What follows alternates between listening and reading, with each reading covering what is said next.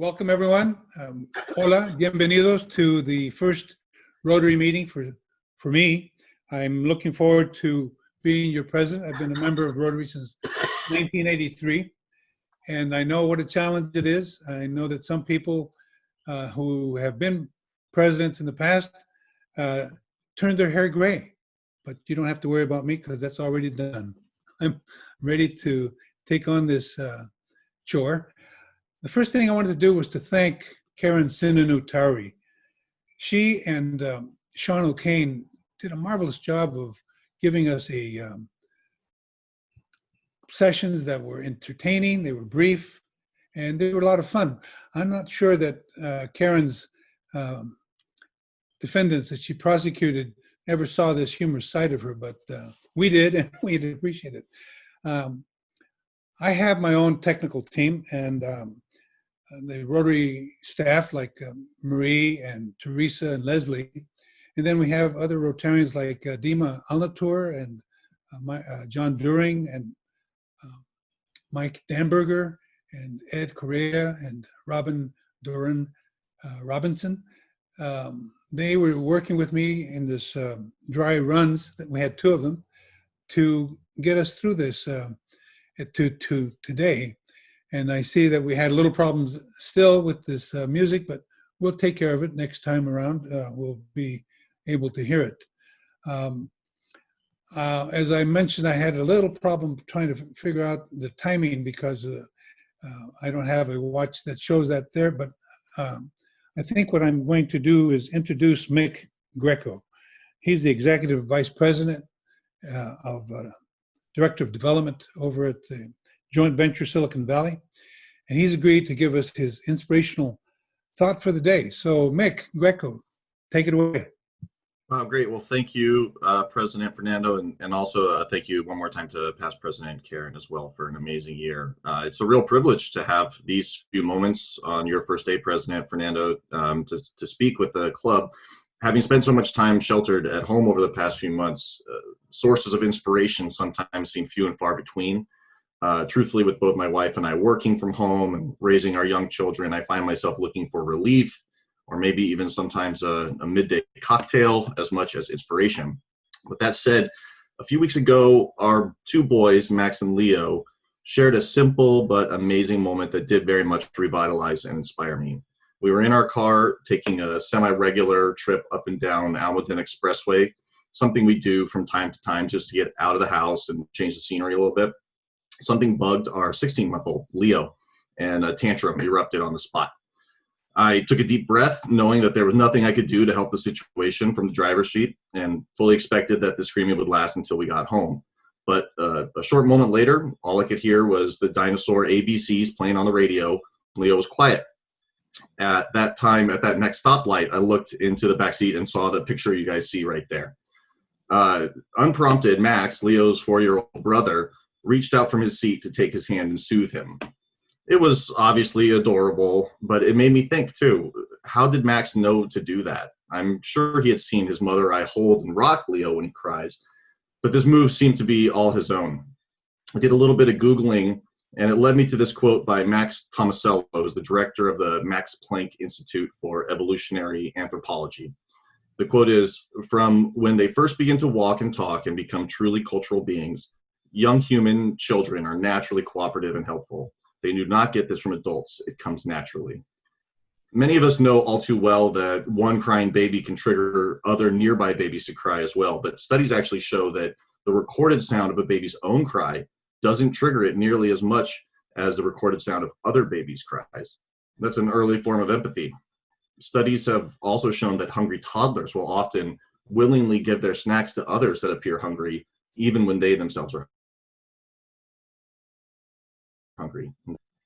Our children naturally want the best for us as much as we want it for them, and I believe that this is true in a global sense, all children, for all of us.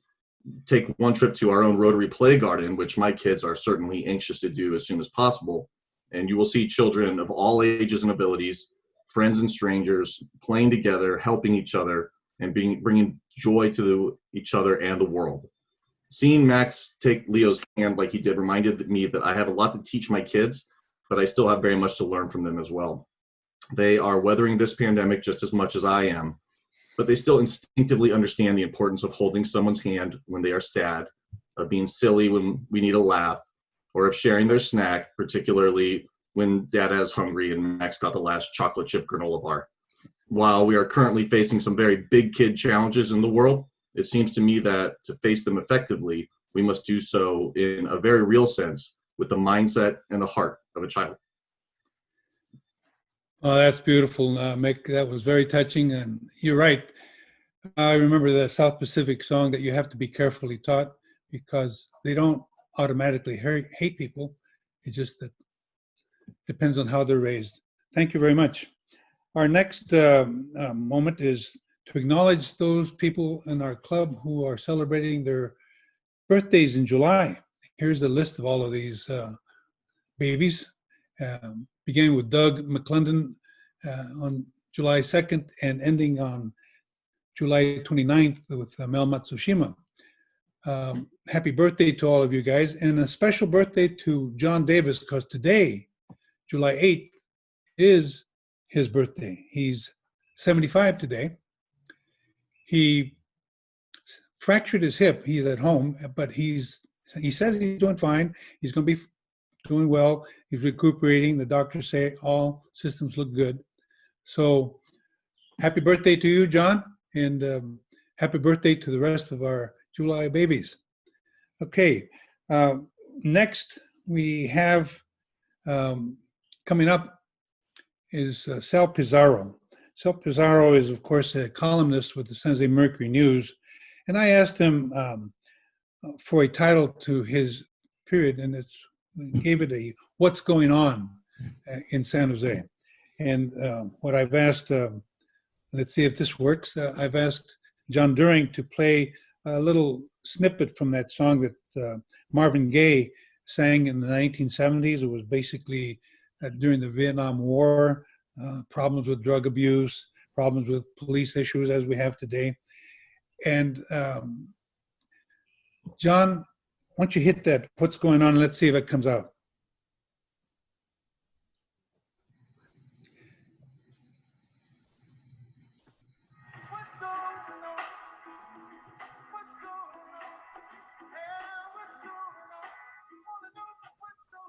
Success. All right, Sal, take it away. Okay, well, I'll tell you right off the bat that I'm not nearly as cool as Marvin Gaye, but I do hope that these end up a little more upbeat than some of the things he was sadly singing about. So I'm always happy to help keep our members informed of what's going on in our community. So I'm thrilled Fernando's asked me to do this on the first meeting of every month. So unfortunately, there's not as much going on this summer as there usually would be. We'd be getting ready for the San Jose Jazz Festival, which isn't going to happen. I think in my column today, I had that Silicon Valley Comic-Con, which has been renamed, isn't going to happen this year. And there are a number of other smaller events that we're used to having downtown during the summer that aren't going to be taking place. So the biggest news for this week may actually be that Original Joe's is opening tomorrow. They will be open for the first time since March for outdoor dining and takeout beginning at 4 p.m. Now, I've been missing their chicken parm, something awful, so you can bet I'll be there.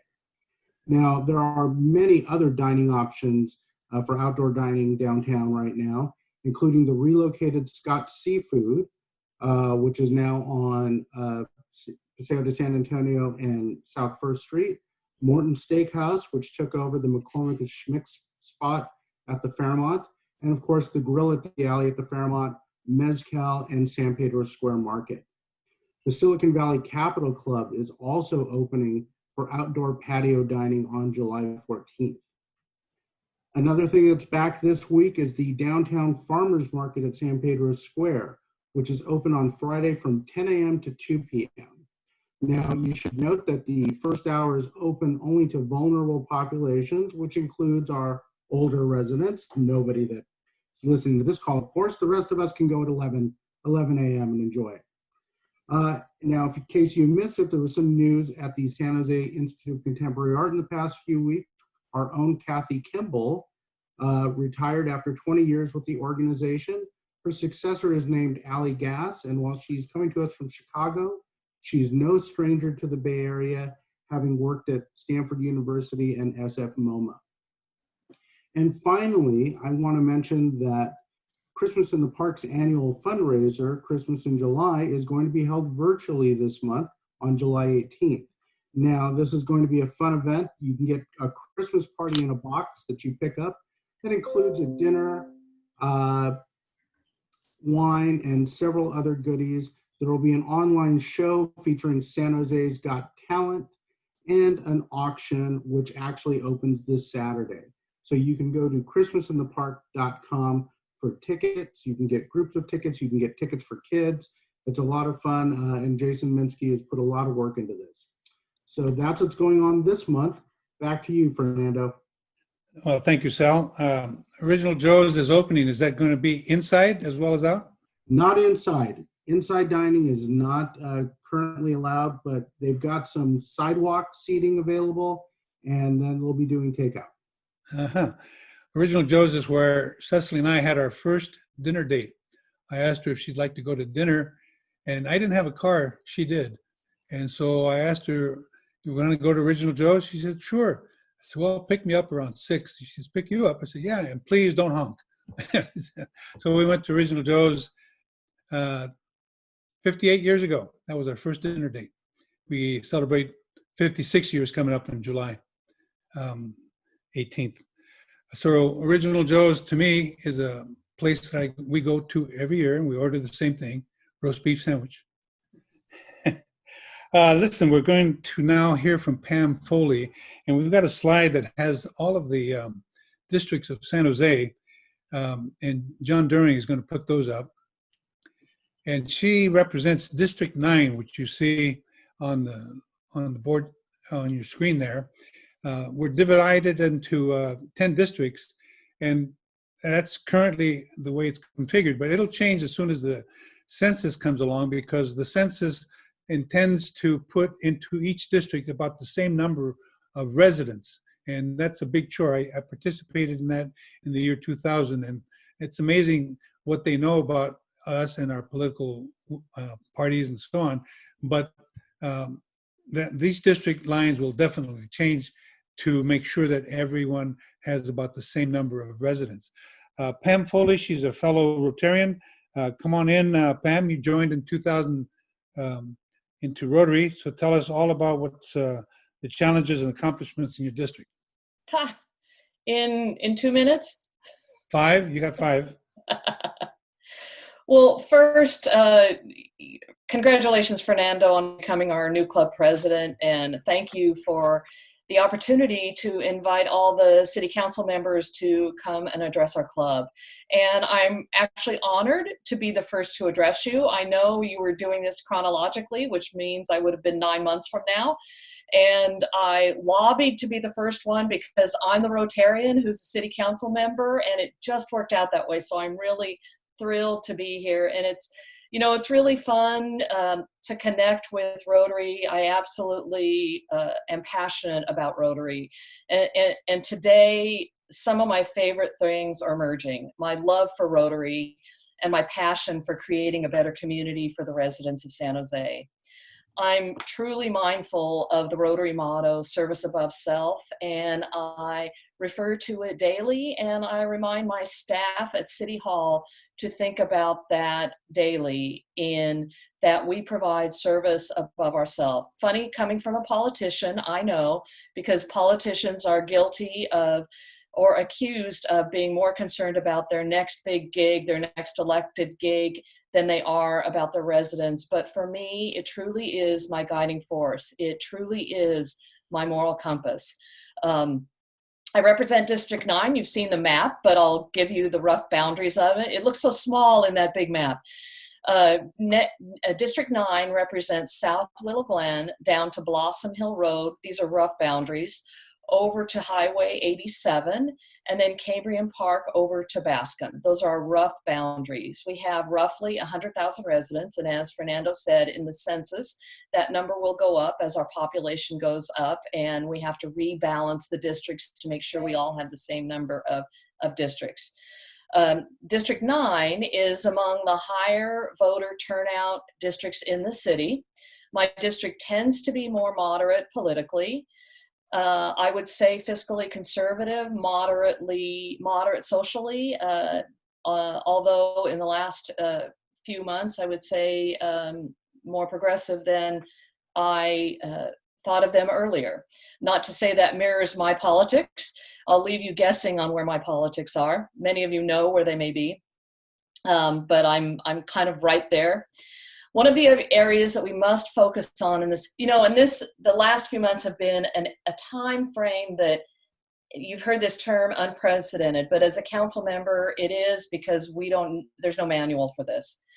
One of the areas that we must focus on and continue to focus on in San Jose is to create more housing. It means affordable housing, supportive housing, and market rate housing. In District 9, there are a few affordable housing projects coming from the pipeline, and I actually need your help with them to make sure we get them across the finish line. These will add 300 units on Bascom Avenue in 2 different projects. To give you an understanding of what affordable means, some people have biases about what that means, but I want you to know what that means. Affordable means it's a calculation based on income, 80% of the average median income.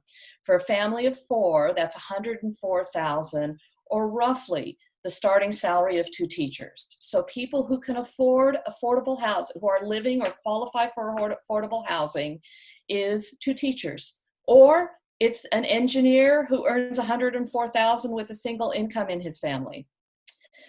The state requires that we build a certain amount of affordable housing, but like many Bay Area cities, we are way below our numbers. There's a lot of information about affordable housing and how we get there, and I really can't go into detail here, but perhaps a future speaker at Rotary on development, affordable housing, and how we can build more might be affordable. Just to put, I know there was a question on who should we have for speaker. I am committed to working to create more housing opportunities, which in the end will result in housing more unhoused and alleviate some of the crowding that occurs due to the high cost of our rents. It is about housing. The more housing we build, the cheaper it is for our kids to live here, the cheaper it is for our senior citizens to stay here, the cheaper it is for us to build affordable housing or low-income housing and supportive housing for all of our residents to have a home. Housing is important. That's just one thing. And I'm limited in time, so I could go on for a half an hour on this speech, but I'm limited and I'm sensitive to that because this is Rotary. And if Bob Keeve were here, and I should mention, my most famous resident was Bob Keeve. He had my sign, and everybody knows how he feels about signage. Every time I saw him, he asked me if I could pay him for the signage. That's how Bob was, and we all love him. And I was really honored on our last council meeting last week to pay tribute to him in the council meeting and adjourn the meeting in his honor and his name. So housing's important, but assisting nonprofit organizations who are doing good work in our community is important too. So I just want to highlight a few of those that I was able to target through targeted funding through the budget process. One is Recovery Cafe. We all know Dana Bainbridge, our Rotarian. They have a program to assist them with helping homeless members of the LGBTQ+ community get successfully through their recovery. I also targeted funds to the YWCA because I'm very concerned about domestic violence and even more concerned about those victims of domestic violence who may be sheltering in place with their abusers. We don't know the statistics of those yet because they are such at high risk. I also contributed funds to the Health Trust for a program that provides healthy meals to seniors. So I would say my focus, LGBT, homeless, seniors are all critical areas of importance for me to focus, although we have been diverted, our energy has been greatly diverted by COVID. Other budget wins at the council level, we established the Office of Racial Equity. We have a department now that will begin looking at everything through a racial equity lens, which is really important. And perhaps most important, because of its impact, we increased funding to our digital inclusion fund that will provide connectivity and devices for our students who are now required to obtain their education through distance learning. There are connectivity deserts throughout San Jose, even in Willow Glen and Almaden. But we are starting in the areas of highest need, which is East San Jose. And the reason we're doing that is because it's the highest need initially, and those students are at most risk not to have good access for their education and to experience the slide because of their lack of connectivity and devices. Additionally, Eastside Union High School District, and I know Frank Beal knows this because he was on the board at the time, passed a bond to assist with this financially. So this is critical that we do this. We all know that's where where learning is going again in the fall, as much as we would like our kids to be back in the classroom. In the 1.5 years as a council member, I have experienced things that I never considered would be part of my job. Who knew that COVID-19 would happen? Well, frankly, some people probably did, but it certainly wasn't me. It's way above my pay grade. This pandemic is serious, and I hope you are all taking the face covering order seriously. It matters and it's important. When shelter in place began, my staff shifted quickly to responding to the pandemic in the best way we could. For example, we worked to support small businesses through our social media campaign. Every Saturday, we do a shout out to a small business in District 9. So if you know any small businesses in District 9 who need highlighting, please let me know. We understand that the impact on our economy is, yes? Thank you. But I'm almost done. I'm wrapping it up. And this is important for Dr. Moore to hear this. All right. Because it leads right into him. I also want to shout out for Kyle Lavaroni, who used to be an employee of Rotary. But I want, so this pandemic has no manual. It's resulted in a huge impact. In addition to the pandemic, we have the protests. While it's easier to work with some of the pandemic issues, the protest issues were much more difficult and will take much more time. And although I am aware of my white privilege, I didn't truly know what that meant and didn't realize the systemic racism that exists and that I may be perpetuating. You may think I am naive, and perhaps I am.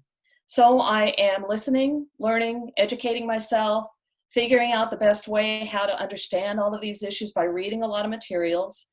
I truly thank you for allowing me this opportunity. And Fernando, sorry I went over my 5 minutes.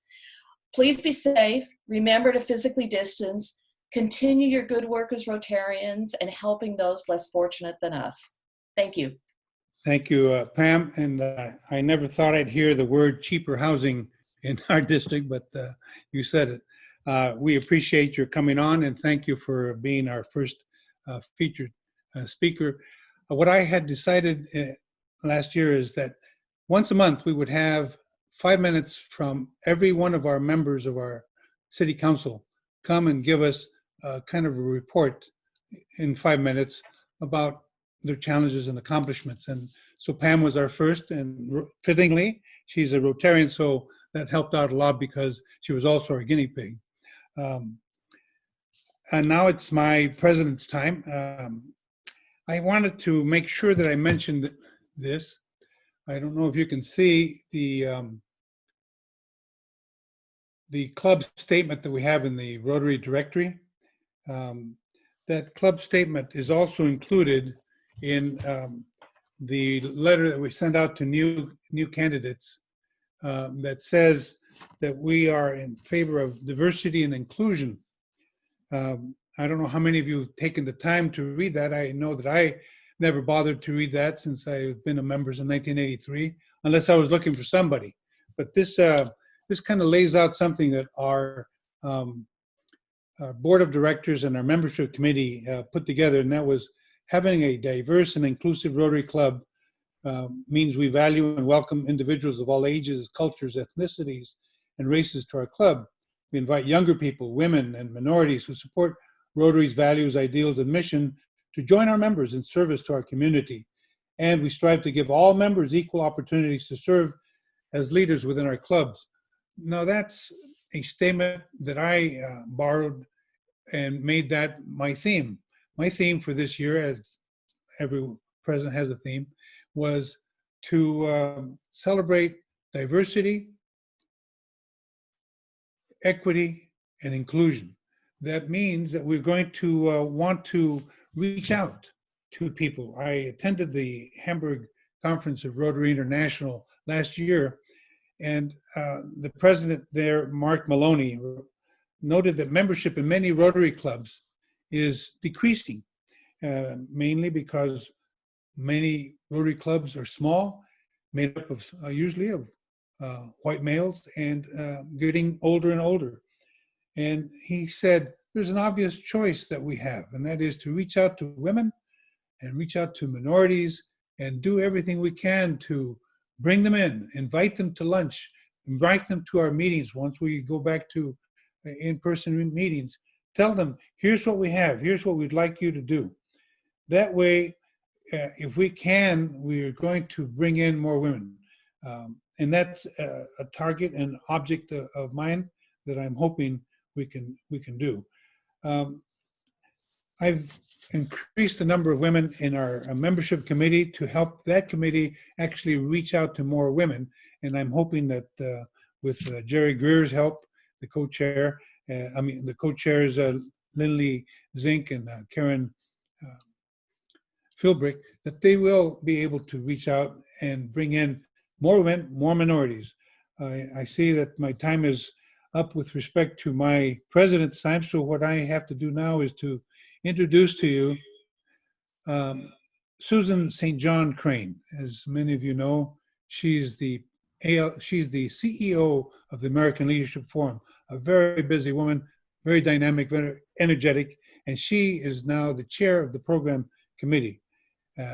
She will be introducing our speaker today, and I appreciate her willingness to take on this task. It's one of the most important roles that we have in Rotary, and I'm hoping that she can bring the dynamism that she used and has used for our club meetings to bear on the selection of and vetting of these program speakers.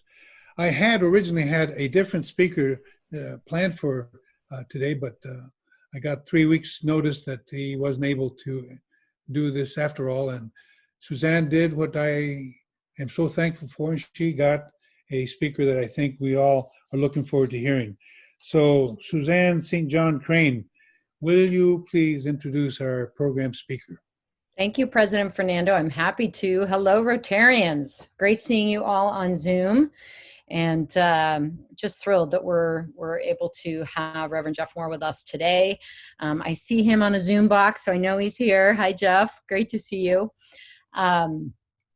Hopefully you all saw too, I just want to point out the survey that went out, asking for your feedback in terms of what types of speakers and themes you'd like to hear about this year. So please do share your ideas with us. And we have Dr. Sarah Cody coming up. We've got Nicole Taylor coming up and others. So we've got a really great lineup of speakers coming up in future weeks, and kicking it off today with Reverend Jeff Moore. So to introduce him, Reverend Jeff Moore was born in Norfolk, Virginia, and is a graduate of Silver Creek High School and Evergreen Valley College here in San Jose, going on to receive a BS degree in Bible and Theology, Management and Ethics from San Jose Christian College. Reverend Moore is a current pastor of Rehoboth Christian Center. Reverend Moore serves in a variety of leadership positions in the community, which you're all aware of, I'm sure, including longtime president of the San Jose Silicon Valley chapter of the NAACP, Commissioner of Posts, the Peace Officer Standards and Training for the state of California, 2020 Census Count Steering Committee, and the Valley Water Environmental and Water Resources Committee Vice Chair. He's also co-founder and past co-chair of the Black Leadership Kitchen Cabinet. And I know I snuck this into his bio, proud member of ALF, senior fellow from class 28. Reverend Moore and his beautiful wife, Audrey Hill of Birmingham, Alabama, have two sons, Jethro and Josiah. Reverend Moore is here to kick off President Fernando's year, offering a sobering perspective on current events and our role and opportunity as Rotarians to combat racism and injustice. So without any further ado, Reverend Jeff Moore, we're so happy to have you here today. Well, thank you very much, and I'm humbled, deeply humbled. And first, let me just say to President Fernando, thank you for having me. Councilwoman Foley, it's a pleasure to hear some of your positions. And to my director for ALF, again, thank you for considering me for this mighty occasion. And to Mick, you touched my heart with the story of the kids. If only we could all be kids again and could understand and empathize with one another when one is hurting or one is in need, and be willing to sacrifice what we have to give to another. When asked for a topic today, I said today's story, it changes daily. So what are we experiencing? But let me tell you who we are. I'm president of the San Jose NAACP. NAACP has an incomparable record. It has the longest list of achievements in the history of this country, as being the undisputed champion of the fight against discrimination, racial prejudice, and unjust public policies, which have caused people made in the image of God to be treated as less than human or treated as second-class citizens. Throughout its 111-year history, the NAACP has built by people of all races, all nationalities, and all faiths on one primary premise, which is that all men and women are created equal. The nation's oldest civil rights organization has challenged Americans' history. Despite violence, intimidation, and hostile government policies, or even the pandemic, the NAACP stands as its grassroots membership has preserved. Our members are made up of the Jewish community, the Muslim community, and the Christian community, Protestant and Catholic, all in the concert with the creed of the NAACP. That's definitely a sign, a challenge that we will overcome everything. Our history happens on one single day, and one life of a nation. And I say this to all of us as family, Santa Clara County, we have a problem. I say we have a problem because I live here too. It is rooted in what W. Du Bois declared in 1903. The problem of the 20th century is the problem of the color line. The murder of George Floyd on the streets of Minnesota in 2020 is still the problem of the color line. Every citizen has a stake in this reality, white men and women, in particular, because you are the beneficiaries of the privilege that Black folks do not have. You get to go home and live your life every day, whereas Blacks are forced to go to the grave when others have taken their lives. The evidence is clear that color does matter. It is revealed in the very DNA of an American society. It matters in the way justice is administered, healthcare is provided, and equity of opportunity is divided. African Americans are victims of a pandemic within a pandemic. Viral disease of COVID-19 has taken the lives of over 100,000 Americans. The world continues to search for the vaccine that flattened the line and inject into the body a cure for this disease. A disproportionate share of these deaths are, of course, African Americans. In the midst of the mayhem, the deadly disease of racism and white supremacy has taken its regular toll on African American men. We are the strange fruit that Billie Holiday sung about. She said, "Here is a fruit for the crows to pluck, for the rains to gather, for the winds to suck, for the sun to rot, for the tree to drop. Here is a strange and bitter crop." Her song depicts the indescribable lynching of Black men throughout the South. Blacks were lynched for looking at a white woman, not moving off the sidewalks for white people, talking back, being uppity, or not speaking at all. Whiteness has now been elevated to a weapon, and Blackness has clearly been defined or regulated to a crime. Today is not being hung on a tree, but the noose is still hanging there. The U.S. Justice Department in 2015 reported about police in Minneapolis called for the department to weed out bad cops. Same thing we asked here in San Jose. A week ago, Mayor Sam Liccardo and the POA president said they would fire the cops, get rid of the cops. Yesterday, an article came out that says the POA president apologized to the members in response to that post. They have failed to act. And in 2016, the department had a new focus in Minnesota called the sanctity of life.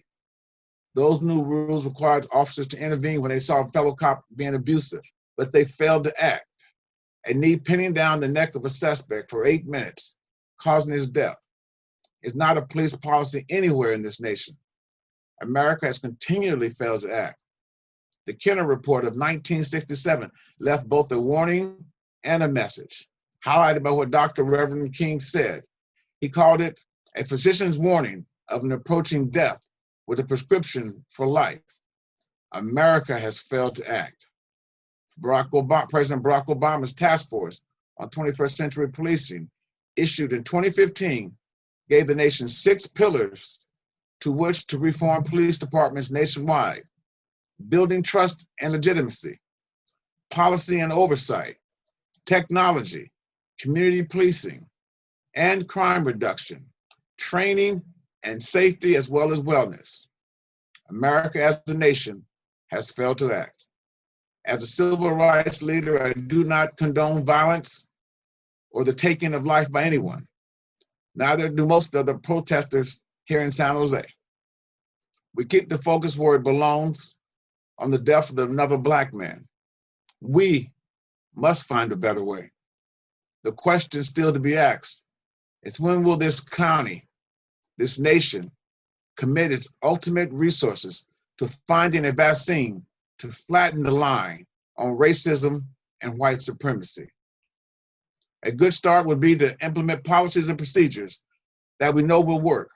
A good place to start is not only to provide equity in the application of justice and law enforcement, but also equity of the opportunity in every institution of America. And let's start it right now. Santa Clara County hopefully can make Juneteenth a county holiday.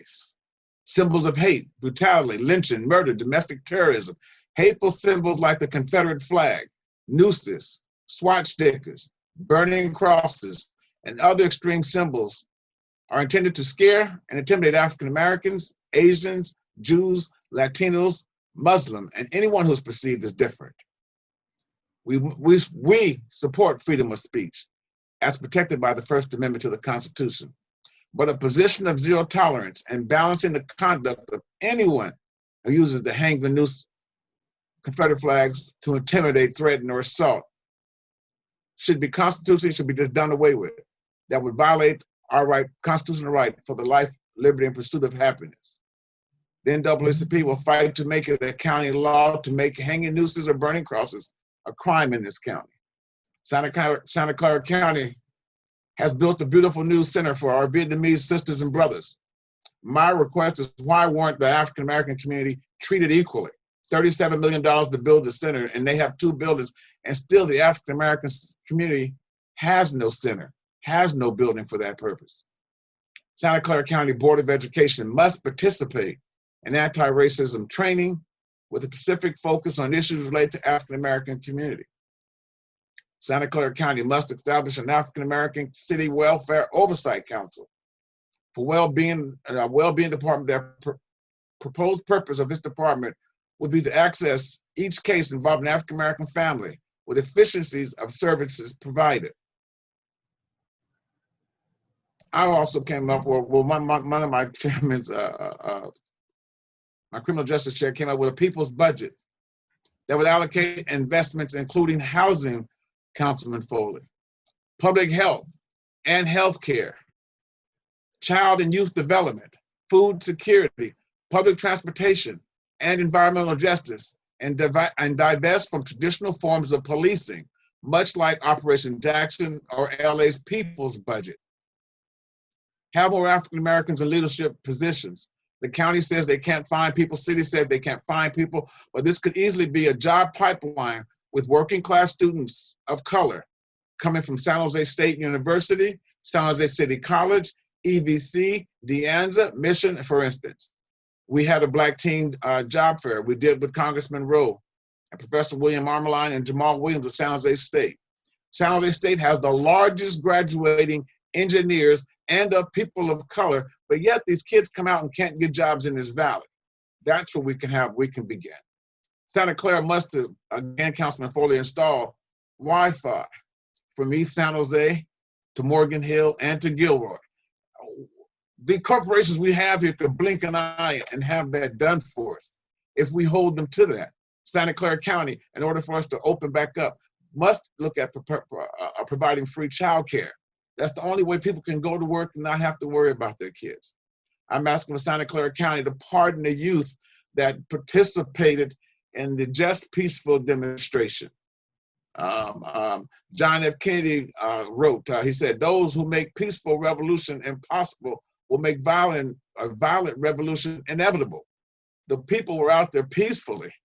Many of us were trying to do, many of the kids who just met me and were listening to me because I dialogued with them. There was no dialogue coming from the police. So the more they pushed the kids and the people, the more the crowd got rowdy.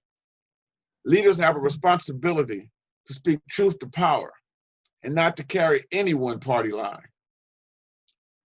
The firing of San Jose police officer Jared Hewing for taunting the protesters. Implementation of a citizens review board in municipalities across all of our police departments and call it a review partnership. So we don't want to look like we're running them or intruding into them. We want to be a partner with the police departments. And when we say defund the police departments, seeking to cut police forces, shift the money to other areas of need in the city, shift the programs related to mental health, again, to Pam is housing and education. We'll bring about systemic societal change and cut down on crime and violence, and demilitarize the police department. 1% of the San Jose Police Department's budget, if we could take 1%, we could send 1,200 kids to college for a year. That's 400 kids to San Jose State and 400 to San Jose City College and 400 to Evergreen. We could get this done. To proclaim Black Lives Matter in this moment cannot be understated. At Silicon Valley, we need the influences of businesses leading their voices to speak to the society injustices and racial discrimination that resounds throughout, not only in our country and county, but across this nation. In this defining moment for our county and nation, all proclamations must be met with equal actions. In addition to traditional diversity and inclusion programs, we urge corporations to commit to implementing economic inclusion business practices, addressing supply chain and distribution inequities, examining internal corporate structures, develop a more diverse decision makers, C-suites, and boards. Lastly, if we want America to truly be America, one of our biggest problems sits in our own backyard. Amazon has borders and rules. Google has boards and rules. All the tech companies have boards and rules that surround them, that keep them responsible to the communities. However, we have one who sits here as a corporate board of one person, who makes all the decisions, controls all the communication, and that is the CEO, Mark Zuckerberg of Facebook. He alone has control of our elections. He alone has the opportunity to take, I guess was the United Nations accusation of him being complicit in genocide, in the role of reckless flooding the web with conspiracy theories and extremists. We must convince Mark, somehow, those who didn't have a connection, that he must put some parameters around what's happening. If not, we will never have fair and equal elections in this country. Misinformation is driving us further apart. And here in part of our county, which I would claim is Santa Clara County, Aptos, we lost that sheriff. That was from the Boogaloo group that organized and formed on Facebook, and were able to strike out at two, one, the police officer in Santa Cruz, as well as the federal officer in Oakland. That is formed by a company here in our jurisdiction, in our area. And we must end the dictator-type leadership where he's not being considerate for the people that he's affecting in the lives and as well as our elections. If he takes money from us here again, no telling what this election will come out to be like. And I'll concede my time. I think I've spoken long enough, and I'm willing to take any questions at this time. And again, I want to thank everybody for allowing me to speak, and I hope I did okay to fill in. And I'll take questions now. For sure. Thanks so much, Reverend Moore. We know that your schedule is completely packed and that you have so much going on right now in light of all current events. So grateful that you could be here and speak your truth. We would invite any questions. I was asked to help facilitate a little Q&A here on behalf of our President Fernando. So certainly invite any questions that you may have. I'll kick it off with this, Reverend Moore. I'm curious, you talked a lot about policies, and certainly we have policy makers in Rotary, but we also have individuals, right? We've got individuals who are leaders in their own companies, community. What can we do individually as Rotarians and our companies and our communities to build a more equitable and just valley? What's the personal responsibility we can take and action we can take? Well, thank you so much. Well, one is, again, I'm not picking on Councilman Foley, but she said it best, is that, you know, she understands her white privilege, but we need more than just understand it. We need to step outside of that and understand, now that I know that I have this privilege, what can I do to try to make it equal and give others opportunities? What can I do more than just putting a sign on my window or my corporation putting something up? Is actually, how do we facilitate change? And when I looked around and I saw all of you on here, some of you go back to old San Jose. San Jose back then was really special. If you remember, we used to have softball leagues. We used to be able to go out and do more. And that sense of community San Jose has lost as we came with these big corporations. So I would say those of you who are of that, to stick out a hand for mentorships. Do what you can on the boards to get people of color on your boards, and not the ones that don't say anything, but the ones that sometimes you don't agree, because you need that person to, I call it your blind spots, to help you see what you don't see. And that sometimes takes you to an uncomfortable place. That's the only way you can try to be fair. I'm heterosexual male, right? And so I could go hang out at Billy DeFrank Center with some gay lesbian people before I can try to understand what they're going through and what they're struggling and where I can help them. I don't try to say this is where I'm going to help you at. Does that make sense? Yeah, great answer. Appreciate that. You know, a term that's come up repeatedly in recent weeks, and we have some Rotarians with questions about this, the whole term defund the police. Seems to be mistaken, or we all have our own kind of perception of what that means. Can you explain exactly what that term, from the NAACP and from you, what that means? What does defund the police? Defund the police means repurpose the money.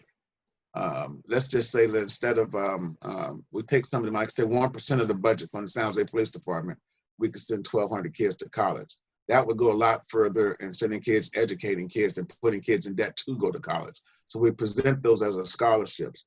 Also repurposing the money. Instead of police officers are sitting on posts often, we understand that police officers are given a boatload of stuff that they're not properly trained for. And some of these are what they call perishable skills.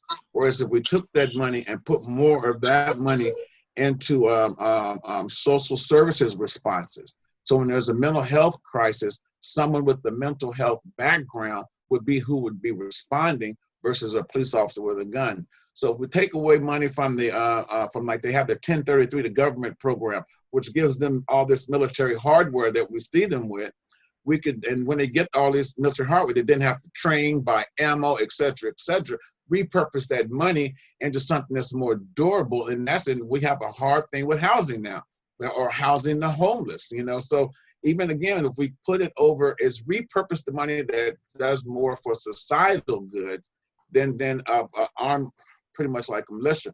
I often say when we do have a major issue, if something does happen, that issue that we want to say happened the other night is a blip on the screen. But how much money did we pay for a blip on the screen? One, if we needed to, that's what we have National Guard for, right? We already have a paramilitary part-time force here that for any God-forsaken reason that we had to use, that would be able to show up. So repurpose the funding and put into housing, mental health, education. Let's bring back some of the arts. When I went to Silver Creek, we had driver's ed. I learned to drive from being part of my high school diploma. Now they don't have that. There's so many things that were basic for us to learn that aren't there for now, and we just assume the kids know or put it on the parents to pay it. One last thing, even if we brought back busing, because so many schools don't bus, you'd be surprised that it would cut down on our traffic flow and cut down on the emissions of all the cars on the freeway at a certain time. So I think it would have much more benefits to us ecologically as well, just providing modern buses to bus the kids and stuff like that. Yeah, appreciate that. How do we address the increasing power of police unions' efforts to limit transparency into behavior of individual cops? Have you gotten this question before? Oh, again, this is one that's really killing me, and I wish I should have talked about that. Even George, former district attorney of San Francisco, George Gascon, he has a letter that's going around circling right now. Is that it's a violation of ethics for a police department or police union to fund the district attorney, or for them to say they're going to back the district attorney. It's a conflict of interest, because then when that district attorney has to prosecute a police officer, he's then concerned about re-election. He's then concerned about how much funding he got, because so many of the community depend on this police endorsement. So if we take away their ability to do that, to influence politicians in the way they vote and the way that they can be prosecuted, the prosecutor would then be free. Also, I think I missed out. I want to make sure is we have to also focus on decertification. That takes it away from the police union. Once the person is decertified, they can no longer practice policing. And with the with the current 4 officers that we have some issues with, they have the opportunity to transfer out of San Jose, maybe into, let's just say, Los Gatos Police Department, or into another police department by taking lateral. So if we take away, if we start decertification and make that a thing, I think that is coming up, Gordon 782, somebody built 782 that'll come up this coming fall. So there's about 13 or 14 different bills that are directed at police right now to change the policies, because the issue is statewide. Appreciate that. Another question coming from our club. There's all sorts of good questions coming in. Thanks, you guys. You mentioned several initiatives that NAACP is supporting, and that the coalition is is pushing forward. Has there been any movement on some of those initiatives you talked about, especially in maybe the last couple months, as this has been so up in our community? That's a hard question to answer, because a lot of them are being tossed around and people are looking at them. They're growing steam across the nation, and defunding the police is one. There are several cities that have already taken steps. I believe New York or either Los Angeles, one of them have knocked off a couple of million dollars off the police budgets, and they're repurposing it for social service response teams.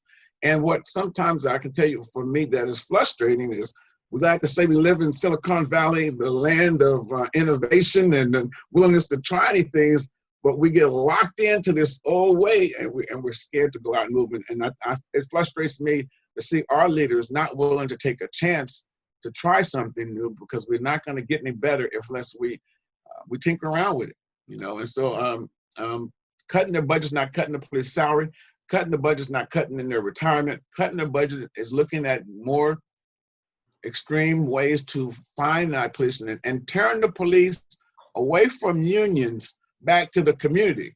They should have more concern about being good with our community than pleasing the union. And like I said, the union made the current president apologize for him saying he wanted those guys fired. They shouldn't be this. Again, I want them to be concerned about, are they giving a good enough service to us as a community? And us as a community not being happy with them can have something to do with making them go away. Yeah. Appreciate that. Okay. Another couple questions here. Can't mental health people be, let me reword this here. I think the sending a mental health professional to a disturbance cannot put them at risk. And I know the county used to do this years ago. You'd send an officer and a mental health professional, for instance, to the homeless shelter versus, the first person to show up has a gun and a badge. So I guess the question is, can this be, put mental health professionals at risk? Yes, and that's what it would put them to a certain degree at risk, no more than they would be at their job when they come up. I think that what's interesting, I had a conversation with some people yesterday dealing with the Sunnyvale department. Why is it the Sunnyvale department, they work as firefighters and EMT? how do they take off the different hats? Because they have a different type of training to care for people and be of assistance to people, that they don't come as a defensive mechanism. So our mental health response teams would be trained and given adequate stuff, non-lethal, if that's what they want to do, but the training to be able to judge a situation. If they can handle that situation, they intervene, or they're there before the police get there to help the police know how to manage it. And if you notice about firemen or an EMT, they solve the problem as a team, right? So there's conversation going on. When the police officers show up there, sometimes, they have this hero complex where they feel they got to physically get in there and we have to handle this, or, and so it gets to be physical confrontation. So the question I would respond with is, why do we look at firemen when they show up? We're happy to see them. And when we see police department, there's a fear factor that sets in for some communities, especially Black and Latino communities. And so again, the special response teams, these guys coming from mental health services, would be adequately staffed and properly trained to respond to domestic violence and to mental health breakdown. I don't know about domestic violence, but I would definitely say with mental health issues, we would definitely send those guys, and maybe have a car go with an officer if it's domestic violence. The shooting we had in Milpitas just 2-3 weeks ago was a family domestic dispute that so often gets out of hand. And so we'll be looking at those videos later on to this week to see just how the police department handled it. And I'll be able to give you a better response then on that. Appreciate that, Reverend Moore. And one last, I think we've got time for maybe a couple more, but this one's an easy one. How can we as individuals help with the NAACP? Well, you join. If you're not a member, shame on you, okay? I'm a member. If you're not a member, join us. Like I said, I try to be as inclusive as everything, because together we'll get through all this. And if you want to make a donation, make a donation. We didn't have our gala this year, so things are looking different. We've gotten some support, and we've been appreciative, but it's just, we're learning all of us are learning how to survive over again. But everybody that's a member of Rotary should be a member of the NAACP. Yeah. Wow. There you go. That's an easy thing to do. And then, I think we may have reached the time limit okay. for the questions and answers. I wanted to say thank you to Reverend Moore, better known as Jeff, to his friends. Ray Castañeda, your former teacher, says to say hello to you. Hey, tell them to say hello. And thank you for coming out when we opened up our Raza Historical Society out in History Park. That was very kind of you to do that. Instead of paying our speakers, we're going to send them a Rotary Club of San Jose thank you card instead of paying them. And in lieu of compensating you, our club has contracted with our city forest, a local nonprofit, to plant 46 shade trees. And these are going to be planted out in East San Jose, a community that we all pretty much understand needs a lot of help. And this will address the environmental issues of heat islands and climate change and neighborhood desolation. I mean, we could not have selected or had a better speaker than you to talk about the importance of what's going on in our society at this very moment. But it's nothing new. It's something that finally, I think, may ultimately see some systemic changes. I can't tell you how much we as Rotarians look for ways to help, and you've given us a lot of good ideas. With respect to planting of trees, there was this Chinese proverb that I remembered from, that said the best time to plant a tree is about 20 years ago, and the next best time is now. And that's what we're going to do. And thanks to you for coming up to be our speaker, especially on short notice. But you had a message that just resonates completely with all of us. Thank you very much, Reverend. You'll be getting my thank you card in the mail. There's an announcement, and I'm going to put on my mask here. This Friday, upside down, sorry. This Friday, July 10th, the Gordon House from 11 o'clock to 12:30, Kathleen Thomas Rotarian, will be selling Rotary masks. And if you had ordered one, or if you want to order one or more, you can go there this Friday at the Gordon House in History Park. And the money that they raise is going to go to help the Disaster Relief Committee. And I think that we all understand the importance of that particular committee and what they've done for us. So don't forget, it's Friday from 11 to 12:30. Kathleen Thomas and the Rotary staff will be there. Our speaker next week is going to be Richard Lowenthal. Richard Lowenthal is going to talk about the electric car industry. He was the founder of the electric vehicle charging company ChargePoint. That's where the cars get plugged in to charge them to re-energize them. And that apparently is becoming an employee perk in some of these high-tech companies. So, and he also likes bikes. But that wraps it up. That is our meeting. And to paraphrase my favorite immigrant governor, hasta la vista, Rotarians. Thank you. Bravo, Fernando. Thank you. Thank you, Fernando. Awesome. Thank Bien you all. hecho, bien hecho. See you, Linda. Thank you. Great Oh, job. Fernando. Thank you. Thank you. Internet Club, join it. Thank you, Dave. Great first meeting, Fernando. Great first meeting.